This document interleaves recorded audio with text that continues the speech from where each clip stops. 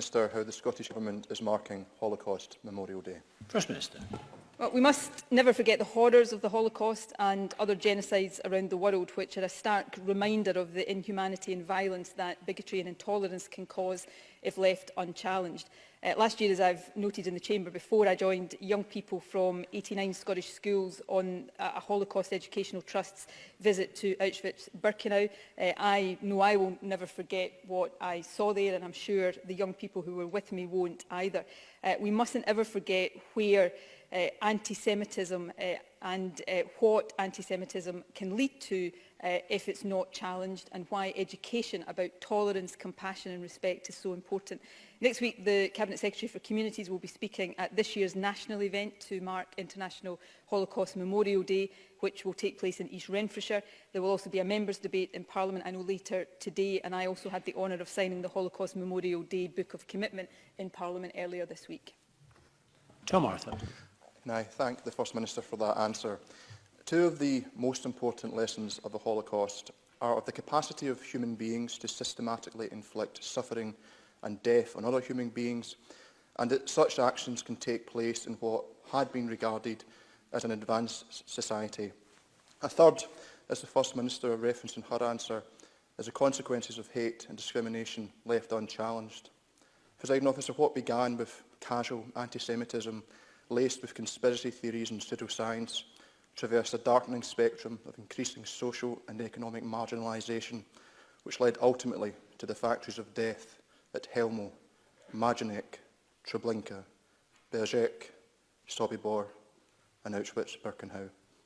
As the Holocaust slowly passes from living memory, can the First Minister advise the Chamber on how the Scottish Government will continue to support work to ensure that the memory of the Holocaust is preserved for future generations and that they are taught those lessons which we must never forget?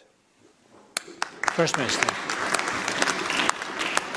Well, can I thank Tom Arthur firstly for reminding us so eloquently and powerfully of the horrors of the Holocaust and other genocides, but also reminding us, particularly in the world we live in today, of the importance of no one being a bystander in the face of intolerance and hate. When you stand in Birkenau at the end of the railway line, as many others in this chamber I know will have done, you realise very powerfully that the Holocaust did not start there, it ended there, and it got to that stage because hatred, anti-Semitism, intolerance was tolerated by many, many people. We mustn't be bystanders, and that's the most important message as we mark this year's Holocaust Memorial Day.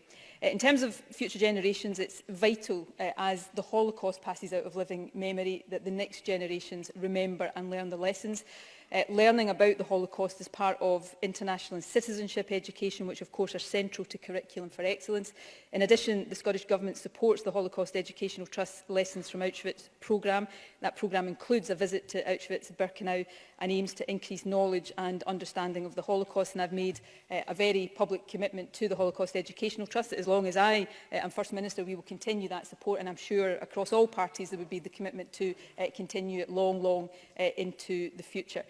Participating students in that, of course, also become Holocaust ambassadors within their own schools and communities, and they do excellent work to keep remembrance alive. And it's important, I think, that all of us in our roles as constituency and regional MSPs support those fantastic young ambassadors as the ones who not just keep the memory of the Holocaust alive, but also help to pass that message about not being tolerant of hatred to the next generation and beyond.